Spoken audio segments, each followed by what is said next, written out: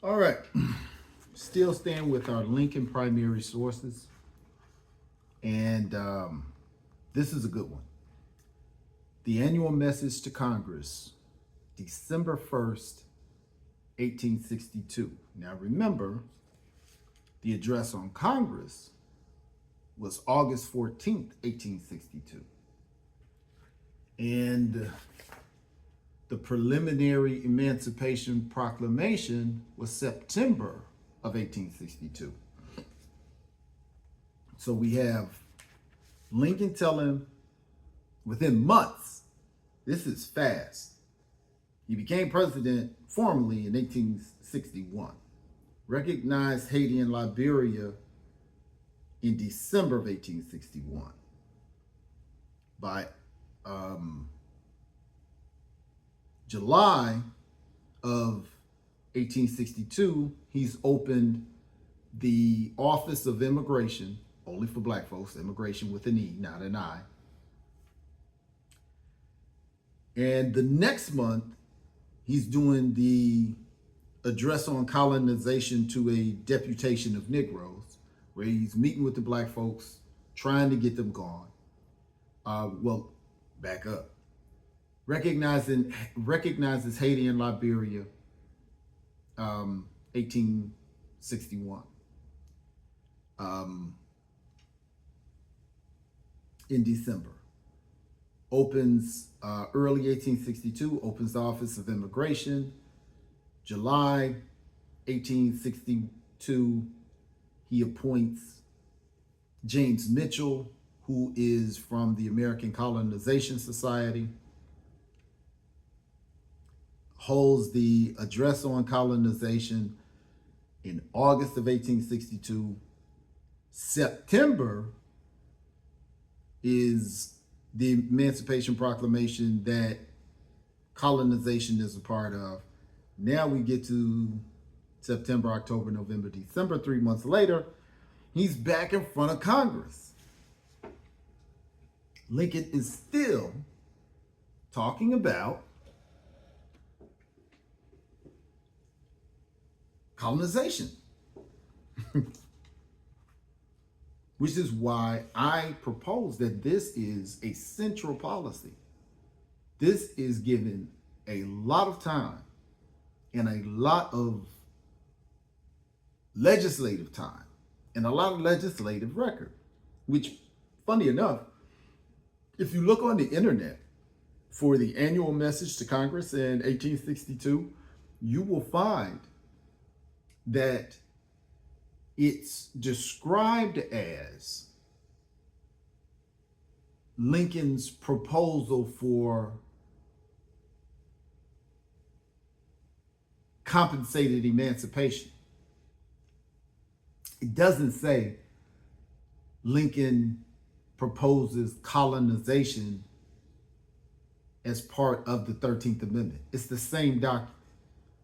If you know he proposed compensation, you know he proposed colonization. Which again, why are we calling shipping black folks out of the country colonization? Even historians now still refer to this time or this act or this policy as colonization. A colony was a subset of a imperial government somewhere else. It was a remote site, but it had citizenship connections, it had political connections, it had economic connections, it had military connections, it had cultural connections. Perfect example, Haiti was a French, they were owned by different people, but before it became independent again, it was owned by France. And when the Haitian Revolution started, their military, Napoleon, came to squash it. Now, he also had the French Revolution going on at the same time. It worked out. Haiti got what they needed done. But they came The military came because there was a connection. What Lincoln is proposing and what Lincoln did, when these people were to be sent to Liberia, they were to become Liberian citizens. When they were sent to Haiti, it was in the contract that they were supposed to be Haitian citizens.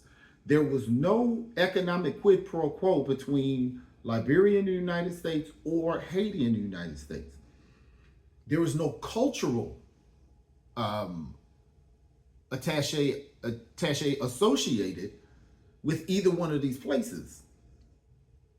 So every description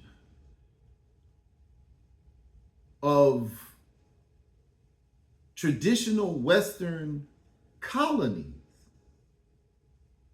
doesn't exist with what they were doing with black people. They were getting rid of them. It was a removal. It was not a colony. The 13 colonies were British. When the British citizens chose to form their own government, the British government came and there was a war because they were British citizens. They had an economic connection. They had a cultural connection. They had a military connection. They could not just do what they wanted to do as a colony. They were citizens of the crown. This is not what they were doing with black folks. So, okay, fine. Let's say that they were just using the term at the time that was close to what they were doing. All right. Why is it now historians still using that term?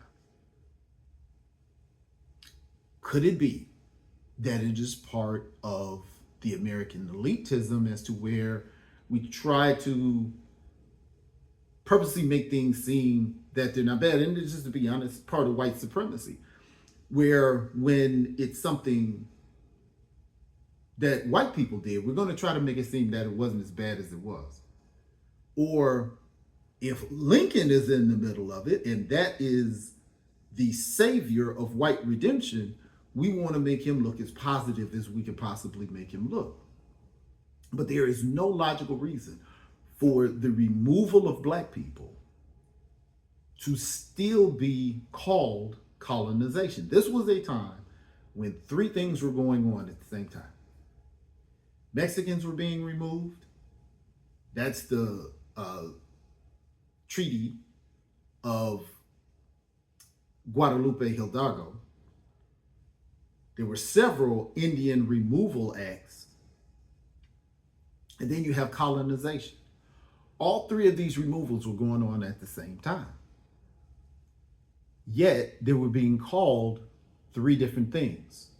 Mexican removal was called a treaty.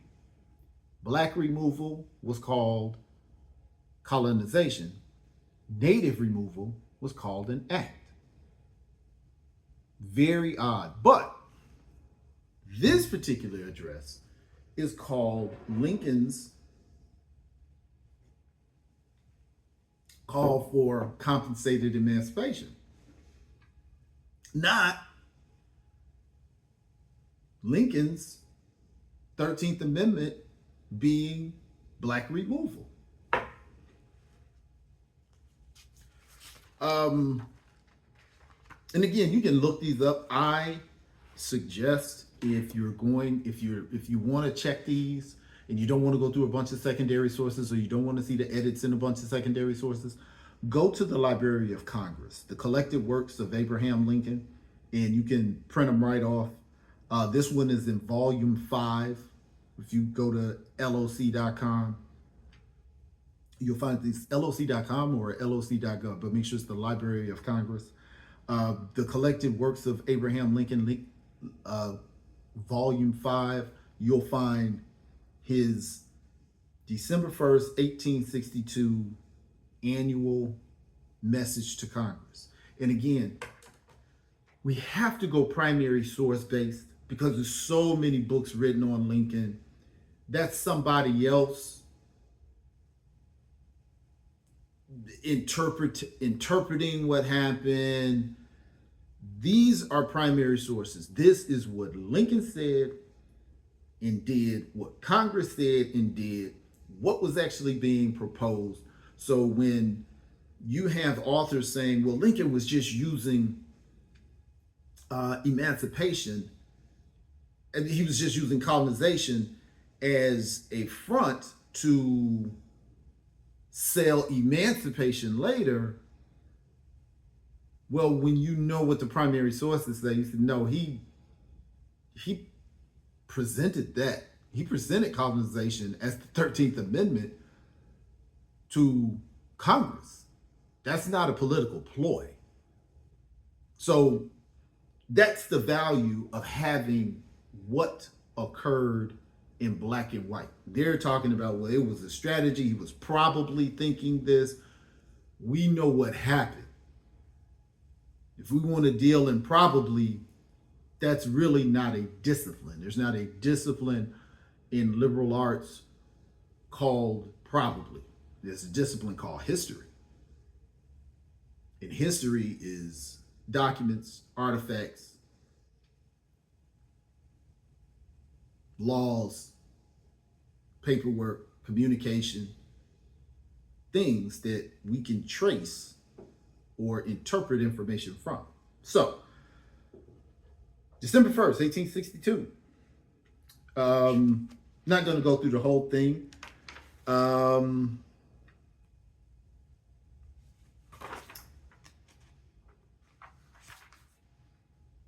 Applications, this is Lincoln talk. Applications have been made to me by many free Americans of African descent to favor their immigration with a view to such colonization as was contemplated in recent acts by Congress. Now, two things. When black people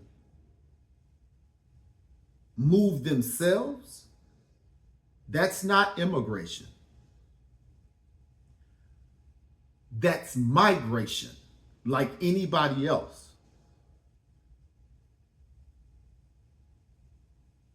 If the British colonists were colonists because they came under the crown,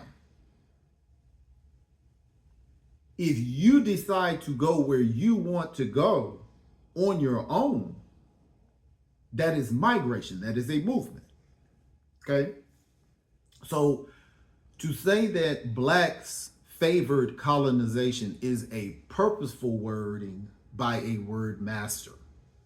Also, he said applications have been made to me. That means more than one. It could be two, because we know months before, on August 14th, he was just appealing to people to get them to start coming. And if he was getting a certain number or a significant number, should it come up in that meeting? Hey, a lot of free black people are asking for this. Why don't y'all jump on there? He was already given a hard sell months earlier because nobody was participating, which was the problem all the way back in the early 1820s when the American colonization was American Colonization Society was starting shipping black folks out. They tried to do it based on black people volunteering to go. Well, black people didn't want to leave. Now, before I get caught into that, we're going to keep moving forward.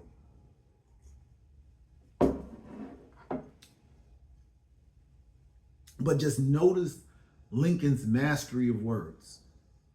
I got many free African Americans. Many can be 5. There's 4 million black folks in slavery. Or I don't know how many free blacks it was, but it was definitely more enslaved than it was free.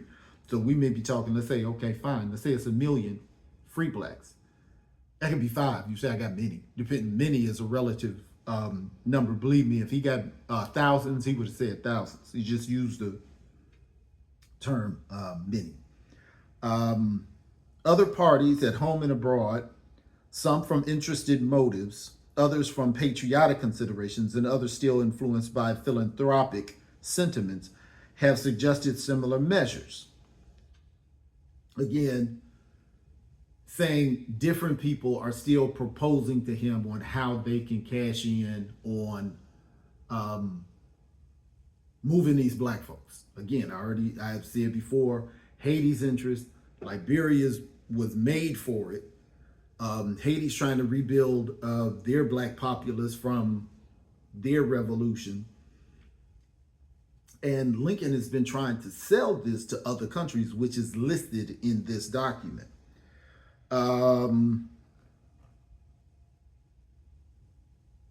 Several Spanish and American republics have protested against the sending of such colonies to their respective territories. Now, Lincoln was trying to get black folks sent to other places, and he met with the Netherlands, he met with Spain, he met with France, he met with the other places that had colonized the lower part of the Western Hemisphere. And they were like, bro, we don't want none of your problems. Why are you gonna dump your problems in our territory? How does that benefit us? So the only people he ended up with is Haiti and Liberia. Who did he, out of nowhere, recognize immediately after becoming president? Haiti and Liberia. Don't believe me? We'll go down. Liberia and Haiti are, as yet, the only countries to which colonists of African descent from here could go with certainty of being received and adopted as citizens. Number one, this is a brilliant man. He has done his forework. He didn't figure this out the day before. And I'm telling you, this is within a span of months. Because this speech, again, that's why we have to look at the primary sources. This is 1 year after he recognized Haiti and Liberia.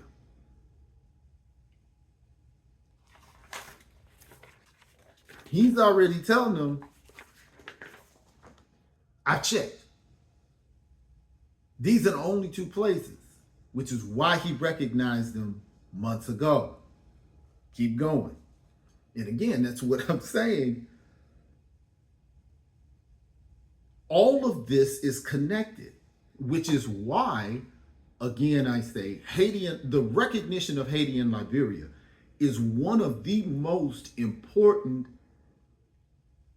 events of this period, and it has been completely ignored, completely overlooked.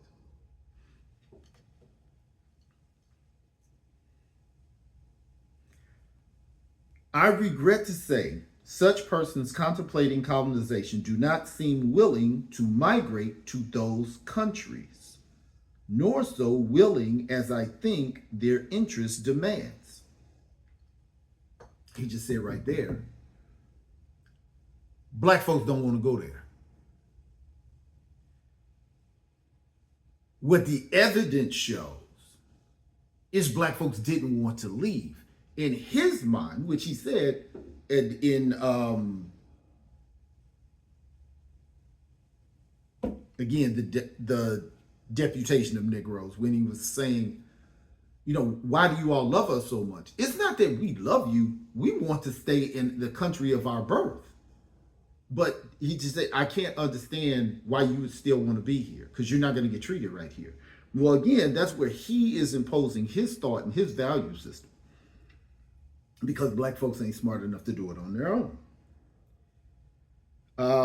I believe, however, opinion among them in respect is improving. Again, improving means, as he said in the deputation of Negroes, thinking like white men.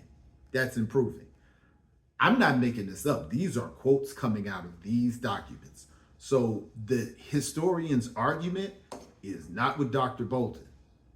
Their argument is with Abraham Lincoln, not me. Now, but we'll speed up and get right to the heart of this, because one thing I've noticed about Lincoln is it's a lot of fluff. And I think that's something that happens in the law profession. I always had a big problem with legalese, even when I was in law school, because I didn't understand why it took so many strange words to say something very simple. I think Lincoln's legal background is part of what made him such an effective politician, because you really didn't understand most of what he was saying, but you could extract out parts that really had value. But this is something that can't be hidden. In this view, I recommend the adoption of the following resolution and articles amendatory to the Constitution of the United States. Now, I'm already going to tell you I'm not going to read the whole thing. I've told you where it is. You can go ahead and find it. But I'm going to give you the parts that are essential to my research, that I really, that combat popular history of Lincoln in the most essential way. The rest of them are substantive and they display inaccuracies, but the substantive part about who Lincoln is and why we revere Lincoln, again, in another primary source, within months of each other, does the same thing. Resolved by the Senate, the House of Representatives, and the United States of America, Congress assembled, 2/3 of both houses concurring, that the following articles be proposed to the legislatures or conventions of the several states as amendments to the Constitution of the United States, all or any of which articles, when ratified by 3/4 of the said legislators, to be valid as part or parts of said Constitution. We are talking about the American Constitution, the United States Constitution, all right? They have gone through all of the pomp and circumstances of how you make a constitution so, all right? So this wasn't something they talked about. Now, he goes in and it does talk about the compensation strategy, and if they compensate the state and the state starts slavery again, what needs to happen. But what's important is in the second article. Second article says, Congress may appropriate money and otherwise provide for colonizing free colored persons with their own consent at any place or places without the United States. I beg indulgence to discuss these proposed articles at some length. Without slavery, the rebellion could never have existed. Without slavery, it could not continue. Now again, this connects the address on colonization, because he told them, but for you, there'd be no civil war in his mind.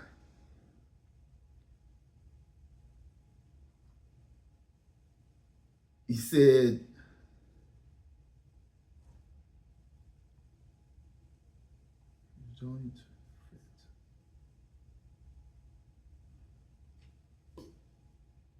in the Emancipation Proclamation preliminary, before that, he's stating about colonizing free blacks. But remember, what is the difference between a manumission and emancipation? Most people don't know. Manumission is if a private citizen frees their slave. Emancipation is when the government does it, hence the Emancipation Proclamation. If I have the power to free the slaves, they are then free. But if it's in the Constitution that free slaves get sent out, everybody can go at that point.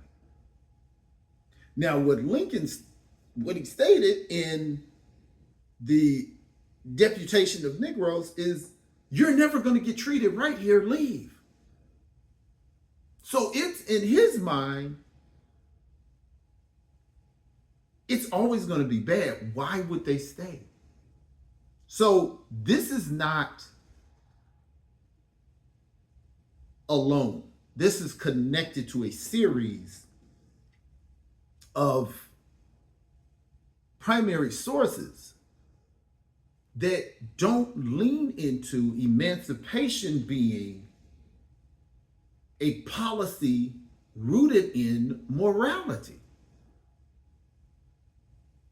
It's rooted in an opportunity to get rid of these people so this war can stop. Just like he said in the delegation of Negroes,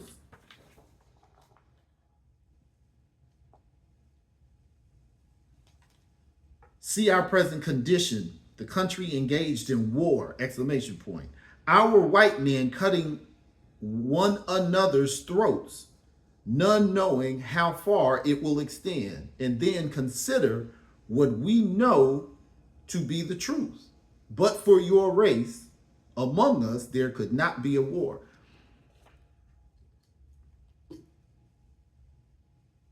The violence of slavery has now turned, the chickens have come home to roost, as Malcolm X said.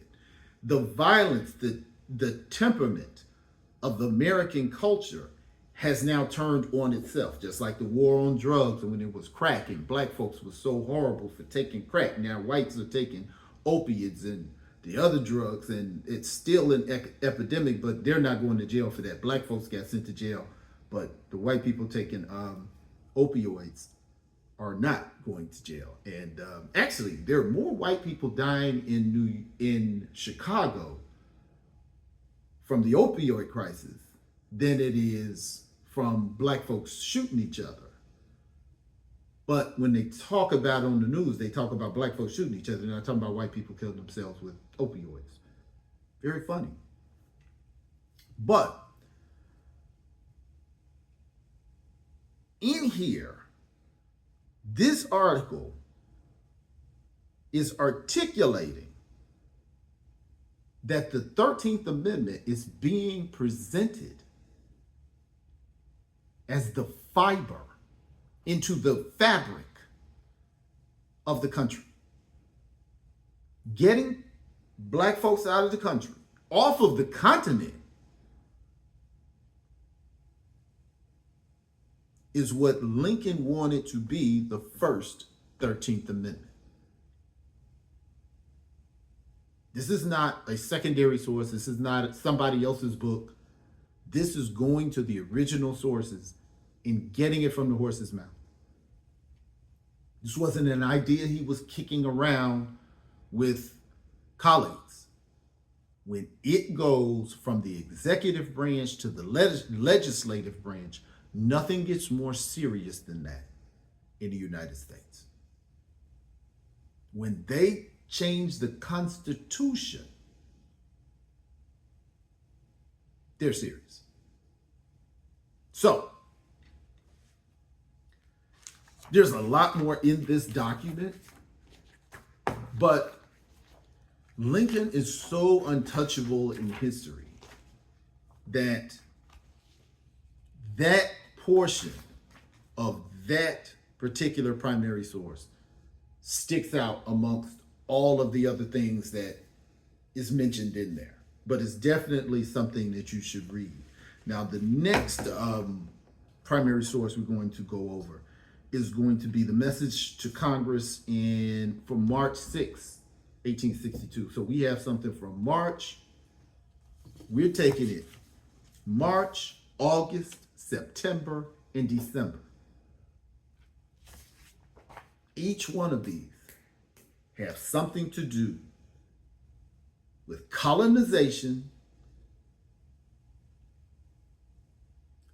and how Lincoln justified and prioritized and articulated what he was doing. This is within months, so it's not like, he changed over time. No, all of this is in the same time. So he is picking up speed. And for someone to say that he had this much speed going through 1862, and then January 1st, 1863, he immediately stops because he stopped talking about it, doesn't make sense. But then when we get to Il Lavage, the contract that he signed the same day that he signed the Emancipation Proclamation to actually do colonization and start shipping black folks out of the country, it's hard to explain because he wasn't talking about it. He was doing it. So that makes an argument for the theories of Matthew Norman, Edna Medford,